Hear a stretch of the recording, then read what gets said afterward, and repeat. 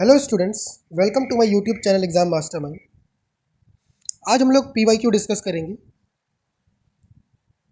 Previous year questions of 2021। ठीक है, EPFO EO exam. ठीक है, सब्जेक्ट्स क्या क्या रहेगा? अकाउंट्स रहेगा, ठीक है, labour laws and industrial relation and social security. Correct, इनसे रिलेटेड जितने भी क्वेश्चन है आज हम देखेंगे। तो चलिए शुरू करते हैं। जो पहला क्वेश्चन आया था वो क्या था? विच one of the following statement about trial balance is correct? Already मैंने आपको कवर करके रखा है, पढ़ा रखा है अकाउंट्स के लेक्चर्स में कि ट्रायल बैलेंस क्या होता है। जितने भी अपने लेजर्स होते हैं, ठीक है, जितने भी अपने लेजर्स होते हैं सबका फाइनल बैलेंस हम लोग किस में ट्रांसफ़र करते हैं? ट्रायल बैलेंस में। ठीक है, ये ऑलरेडी मैंने आपको पढ़ा के रखा है। तो जितने भी लेजर्स हैं उसका सारा बैलेंस हम लोग किस में ट्रांसफ़र करते हैं? ट्रायल बैलेंस में। तो ऑप्शन डी इज करेक्ट। ठीक है, देखिए बी में क्या दिया है? सिर्फ डेप्टर्स का करते हैं, रॉन्ग है। डेप्टर्स और क्रेडिटर का करते हैं, ये भी रॉन्ग है। ठीक है, किसी इंटिटी का करते हैं, ये भी रॉन्ग है। सारे लेजर्स का करते हैं। ठीक है, now next question, wages paid for installation of machinery is debited to which one of the following accounts? ठीक है, जो भी वेजेस पे किए हमने इंस्टॉलेशन के लिए, ठीक है, वो किस अकाउंट का, उसमें किस अकाउंट का एंट्री करते हैं? ठीक है, ये भी मैंने आपको ऑलरेडी को बता रखा है कि जब भी हम लोग कोई भी मशीनरी खरीदते हैं, ठीक है, तो उसका इंस्टॉलेशन कॉस्ट, ट्रांसपोर्टेशन कॉस्ट, ठीक है, और मशीन का कॉस्ट, ठीक है, तीनों किस में डालते हैं? उस मशीन के अकाउंट में ही डालते हैं। ठीक है, ट्रांसपोर्टेशन कॉस्ट, इंस्टॉलेशन कॉस्ट और कॉस्ट ऑफ द मशीन सारे किस में आएंगे? मशीन अकाउंट में आएंगे। Correct answer is option B. Next question is very easy, when are current liabilities payable? Current liability को कब हम लोग पे करते हैं? Within year. जब भी मैं करंट बोलता था, मैंने आपको ऑलरेडी बार बार डिस्कशन किया अकाउंटिंग में, जब भी करंट वर्ड आए तो हमें क्या समझना है? Within 1 year. ठीक है, करेक्ट आंसर है within year. Now next question is the total debit and credit side of a trial balance are same? देखिए ट्रायल बैलेंस से दो क्वेश्चन आ गए, ये भी मैंने आपको कवर किया था। जितना हम लोग डेबिट करते हैं उतना ही अमाउंट हम लोग क्रेडिट करते हैं। ठीक है, तो ट्रायल बैलेंस में हम लोग क्या करते हैं? जितने भी लेजर्स हैं, ठीक है, सारे का बैलेंस उठा के क्या करते हैं? हम लोग ट्रायल बैलेंस में डाल देते हैं। ठीक है, तो इसमें भी जितने डेबिट होंगे और जितने क्रेडिट होंगे वो ऑब्वियसली बराबर होंगे। तो all the debit and credit amount of trial balance are equal. Yes always. ठीक है, आंसर क्या हो जाएगा? बी। देखिए कंफ्यूजन हो सकता है दो जगह यस से। कभी कभी ट्रायल बैलेंस में डेबिट इक्वल टू क्रेडिट नहीं होता है। कब होता है? जब हमने कोई एरर किया हो। अदरवाइज ट्रायल बैलेंस में हमेशा debit equal to credit side रहेगा। ठीक है, दूसरा ऑप्शन क्या था? एरर का केस नहीं दिया होता। इसमें क्या दिया होता है? Yes expect where the trial balance is extracted at the year end. जब आखिरी एंड में हो तो डेबिट इक्वल टू क्रेडिट नहीं होता। ये तो गलत बात है। ठीक है, now we will see which one of the following is the first book in which transactions of a business are recorded? ठीक है, कौन सा पहला बुक होता है? ये भी मैंने आपको ऑलरेडी कवर करके रखा है सिलेबस में, जो मेरे लेक्चर्स अवेलेबल है यूट्यूब में। क्या होता है? सबसे पहले हम लोग जर्नल पे एंट्री करते हैं, फिर लेजर पे एंट्री करते हैं, फिर ट्रायल बैलेंस बनाते हैं, फिर क्या करते हैं? Profit loss statement of balance sheet बनाते हैं। ठीक है, तो सबसे पहली एंट्री किस में होती है? जर्नल्स में होती है। तो option D is correct. Now will see the next question. It is regarding the scheme से रिलेटेड ये क्वेश्चन है। क्वेश्चन है विच one of the following is not correct about Namami Gange project? ठीक है, नमामि गंगे मिनिस्ट्री ऑफ जल शक्ति की तरफ से ही आया है, तो this is correct. It is a primary it primarily covers villages in the state of UP, Bihar and Odisha. Orissa क्या गंगा जी बहती है उड़ीसा से? गंगा जी उड़ीसा से नहीं बहती है। तो option B is incorrect. That's why our answer is B. इसमें क्वेश्चन यही पूछा है, नॉट करेक्ट। ठीक है, now we will see the next question. What is the maximum amount payable to the employees under the payment of gratuity act 1972? Payment of gratuity act ma'am ने already cover कर रखा है syllabus में। उसमें क्या पढ़ा है हमने कि मैक्सिमम 3 लाख कर सकते हैं। एक्ट के अकॉर्डिंग देखा जाए तो आंसर क्या होना चाहिए? 10 लाख। लेकिन फिलहाल गवर्नमेंट इसको बढ़ा के कितना कर दिया? 20 लाख। याद रखिएगा। ठीक है, गवर्नमेंट ने मैक्सिमम ग्रेचुइटी को बढ़ा के 20 लाख कर दिया for the government employees and private employees. क्योंकि इस क्वेश्चन में एक्सप्लिसिटली मेंटेन नहीं किया अमेंडमेंट के बाद कि हुआ है कि नहीं हुआ है, तो उसका आंसर 10 लाख भी हो सकता है, 20 लाख भी हो सकता है। अभी करंट लिमिट देखा जाए तो क्या है? 20 लाख। ठीक है, now we will see the next question. What is the maximum number of hours in a week that an adult worker is allowed to work? ये क्या था? 48 आवर्स. ठीक है, answer is D. Now we will see the next question. What is the maximum period in which appropriate government shall review and revise the Minimum Wage Act under the Minimum Wage Act 1947? Government कितने साल में revise करती है minimum wage act? ये भी मैंने already code on wages में भी पढ़ा है और मैम ने पेमेंट ऑफ वेजेस एक्ट में भी पढ़ा रखा है. ये क्या, इसका क्या हुआ answer? Answer D, that is 5 years. Her 5 years में गवर्नमेंट मिनिमम वेज को रिवाइज करेगी. अंडर द सुकन्या समृद्धि योजना what is the maximum amount that can be deposited during a financial year? ठीक है, ये सोशल सिक्योरिटी का क्वेश्चन है. इसमें कितना होगा answer? The answer is 1.5 lakhs. ठीक है,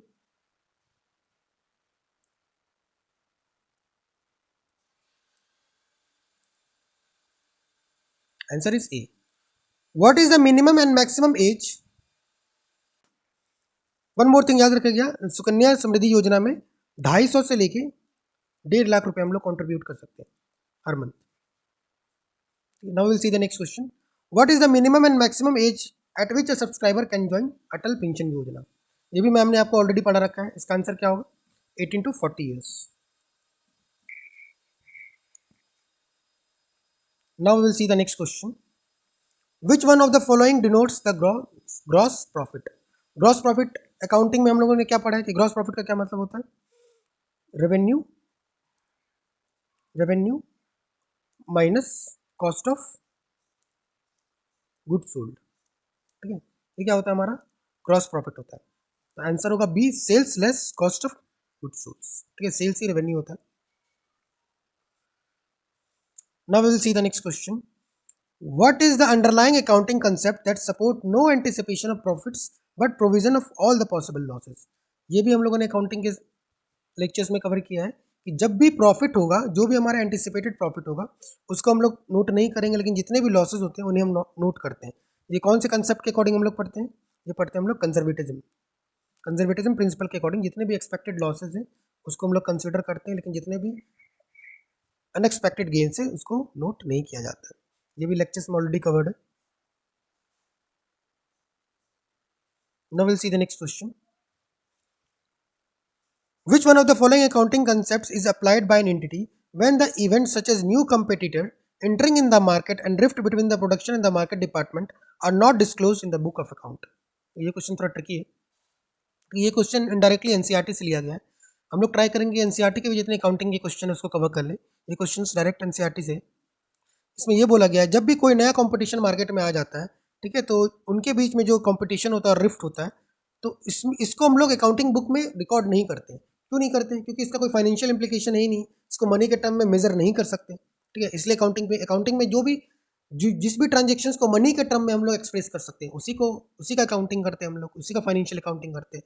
ये जो कंपटीशन का अकाउंटिंग कैसे किया जाएगा? तो कंपटीशन का अकाउंटिंग फाइनेंशियल अकाउंटिंग में नहीं होता. मतलब क्योंकि उसको मनी के टर्म में मेजर नहीं कर सकते थे. So therefore the answer is option B, money measurement. ठीक है, ये भी ऑलरेडी हमने कवर कर चुका. देखिए, प्रिंसिपल से डायरेक्ट 2-3 सवाल हर साल आते हैं. जब भी एग्जाम होता है तो प्रिंसिपल से डायरेक्ट सवाल आते हैं. प्रिंसिपल का लेक्चर मैंने ऑलरेडी अपलोड कर रखा है हमारे लेक्चर सीरीज में. अगर आप पढ़ना चाहते हैं तो वहाँ जाके पढ़ सकते हैं. ये काफ़ी सिंपल प्रिंसिपल होते हैं. 10 से 12 सिर्फ प्रिंसिपल है टोटल अकाउंटिंग में. उसी से 2-3 क्वेश्चन हर साल एग्जाम में आ ही जाते हैं, जितनी बार भी ईपीएफओ का एग्जाम होता है.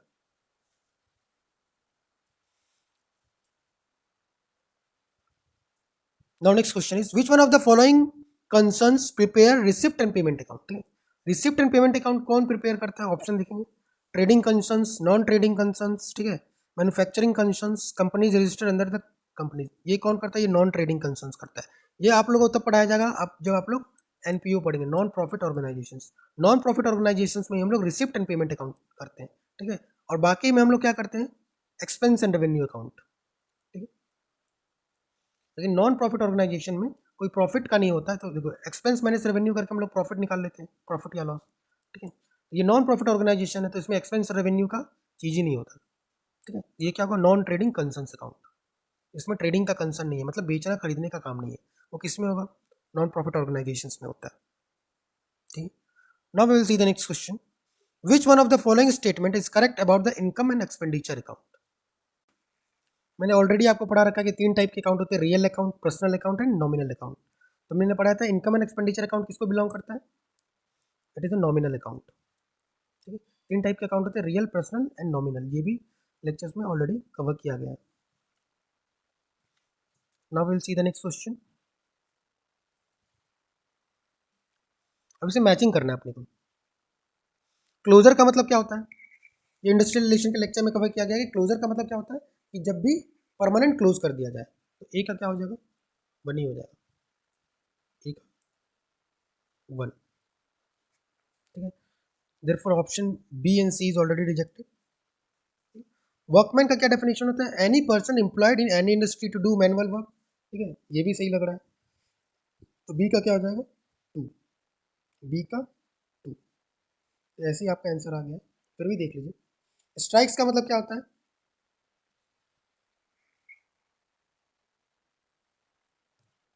स्ट्राइक्स का मतलब होता है कि काम करना बंद कर देना। ठीक है, तो स्ट्राइक्स का क्या हो जाएगा? सी का 4। एंड लॉकआउट क्या होता है कि एम्प्लॉयर ही अगर अपना इंडस्ट्री कुछ दिन के लिए बंद कर दे, टेम्पोरली बंद कर दे, तो वो क्या कहलाता है? लॉकआउट। ये भी ऑलरेडी कवर किया हुआ है लेक्चर में। तो इसका आंसर क्या हो जाएगा? 81 का ए।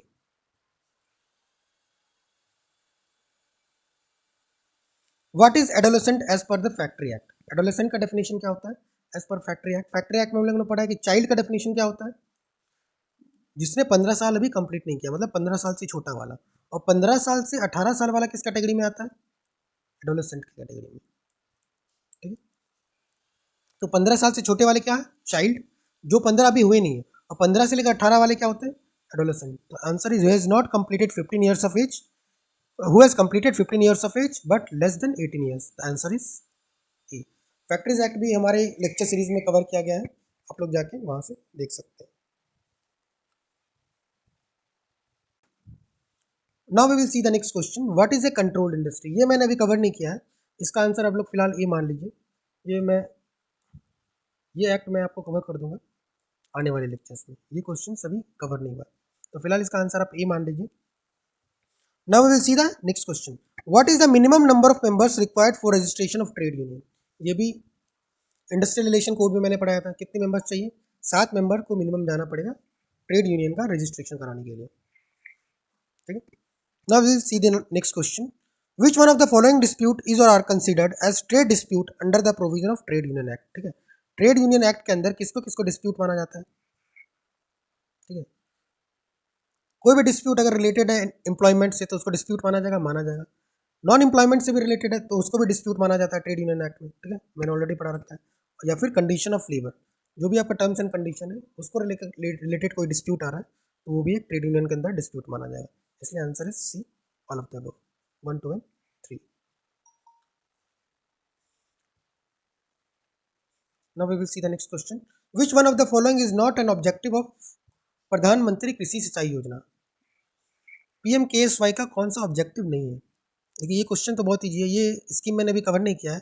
फार्मर्स रिलेटेड जितनी भी स्कीम है इसकी लेक्चर सीरीज आने वाले हैं अभी। ठीक है, लेकिन फिर भी इसका आंसर आप लोग ऐसे ही लॉजिकली ला सकते हैं। ठीक है, फर्ट या सिंचाई से, सिंचाई का मतलब क्या होता है? Irrigation.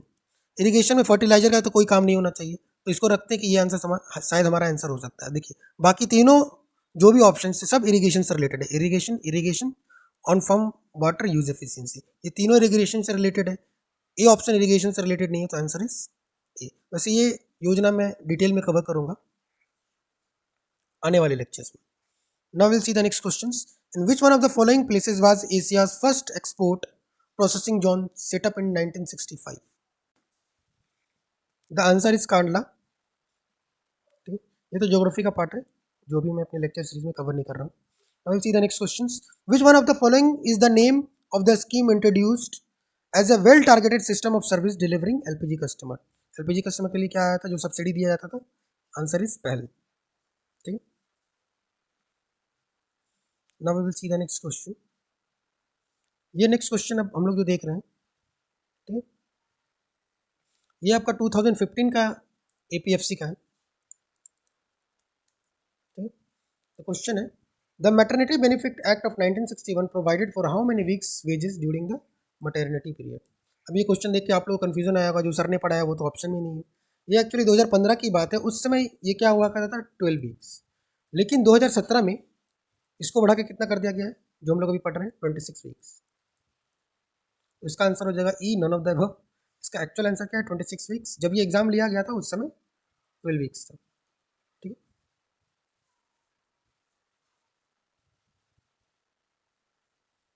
Next question is very easy, which of the following is the instrument for providing social security.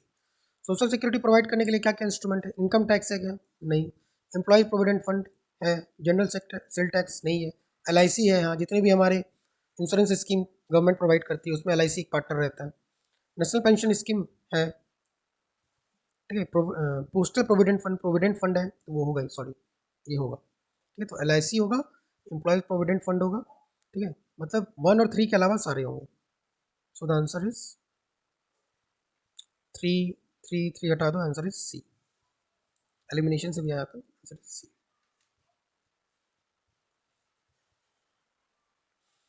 Atal pension Yojana के बारे में स्टेटमेंट दिया गया, देखेंगे हम लोग क्या कैसे है। Beneficiary must be in the age group of 18 to 40 years. Ma'am ने ऑलरेडी पढ़ा रखा है, ये बात सही है कि अटल पेंशन योजना में जो भी एज ग्रुप है वो क्या है 18 to 40 ईयर्स है। देखिए ये क्वेश्चन रिपीट हुआ है, ये 2021 में भी सेम क्वेश्चन आया था और 2015 में तो आया ही था। Beneficiary will receive the pension only after he attains the age of 60 years. This is also correct. 1 is correct, 2 is correct. After death of the beneficiary, his spouse continues to receive the pension. ठीक है, death हो जाने के बाद उनकी जो भी spouse है उनको पेंशन मिलेगा। No nominee of the beneficiary is terminated. कोई भी इंश्योरेंस स्कीम है उसका तो नॉमिनी तो होगा ही भाई, ये तो ऐसे ही लॉजिकली, अगर आप अटल पेंशन योजना नहीं भी पढ़े हो तो 4 is incorrect. So the answer is 4 को एलिमिनेट कर दो आप तो ऐसे ही आंसर आ जाएगा, 4 is eliminated, answer is C.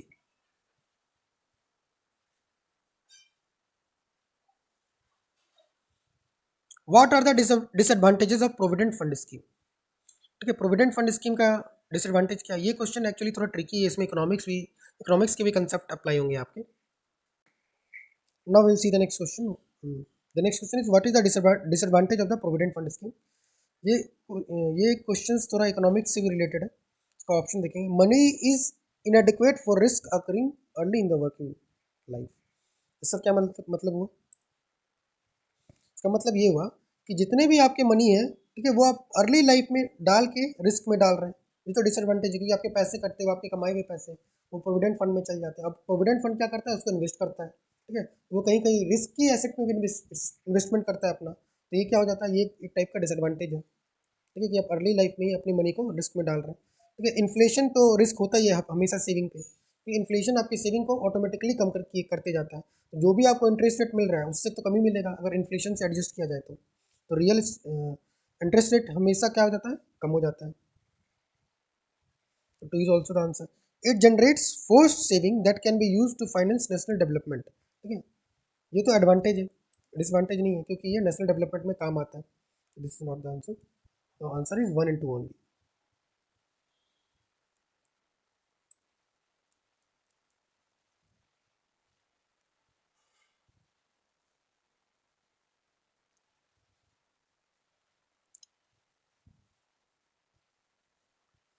Now we'll see the next question.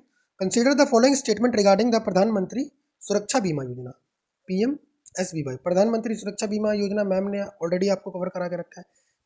उसमें आपने देखा था कि मैम ने पढ़ाया कि सुरक्षा बीमा योजना में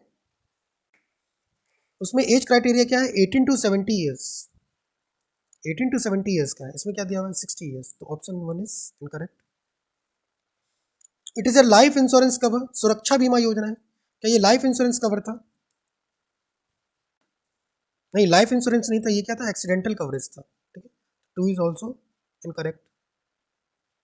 it is an accidental insurance cover, 3 is correct. The insurance cover death and permanent disability due to the accidents, 4th is also correct. So the answer is 3 and 4. Answer is B.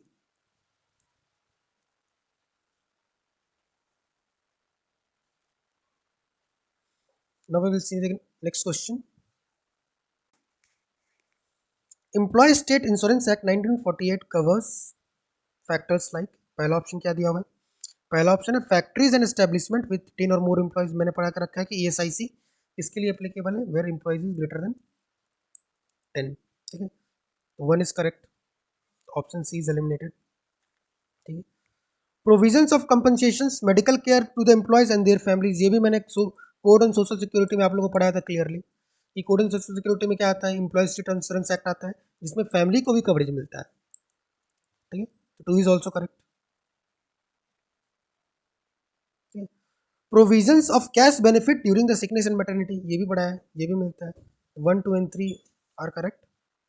Monthly payment in case of death और disablement, death और disablement के time भी help करता है employee state insurance act. 4th is also correct, therefore the answer is D, all of the above.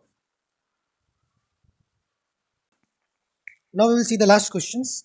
Consider the following statements regarding the Pradhan Mantri Jeevan ज्योति बीमा योजना। ठीक है, प्रधानमंत्री जीवन ज्योति बीमा योजना में क्या क्या था, मैम ने ऑलरेडी आपको पढ़ा के रखा है। स्टेटमेंट पढ़ते हैं हम लोग। First statement is it is applicable to the adults, to all the adults above the age of 18 years. This is incorrect. किसके लिए एप्लीकेबल है, मैम ने आपको पढ़ाया है, बताइए। ये 18 to 50 ईयर्स के मेंबर्स के लिए एप्लीकेबल है। ठीक है, याद रखिएगा PMJJY जीवन ज्योति बीमा योजना 18 to 50 ईयर्स, 18 to 40 कौन सा था, अटल पेंशन योजना। ठीक है, और सुरक्षा बीमा योजना के लिए क्या था, 18 to 70 ईयर्स। ठीक है, इधर सुरक्षा बीमा योजना SBY, PMSBY। ठीक है, याद रखिएगा हमेशा प्रधानमंत्री सुरक्षा बीमा योजना के लिए क्या है, 18 to 70 ईयर्स। ठीक है, जीवन ज्योति बीमा योजना के लिए कितना है, 80 to 50 ईयर्स। ठीक है, और अटल पेंशन योजना के लिए कितना है, 80 to 40 ईयर्स। ठीक है, तो स्टेटमेंट 1 इज इनकरेक्ट।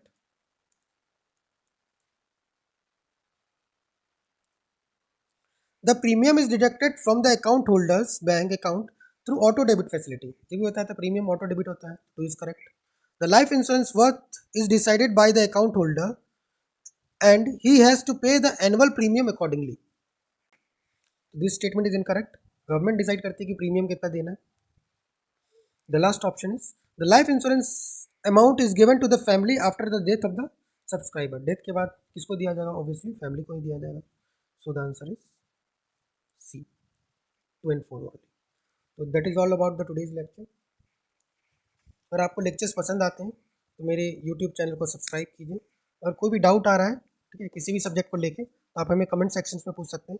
जैसा कि देख सकते हैं कि मोस्ट ऑफ द क्वेश्चंस हम लोगों ने ऑलरेडी हमारे लेक्चर सीरीज में कवर करके रखा है। ठीक है, अगर आप लोग लेक्चर सीरीज को प्रॉपरली फॉलो करेंगे तो मोस्ट प्रोबेबली आपके 80 to 90% सिलेबस का कवरेज, जो भी एक्स्ट्रा सिलेबस है आपका industrial relation, accounts and labour laws का, ठीक है, वो कवर हो जाएगा। तो आप लोग लेक्चर्स को फॉलो करते रहिए। Thank you, see you again.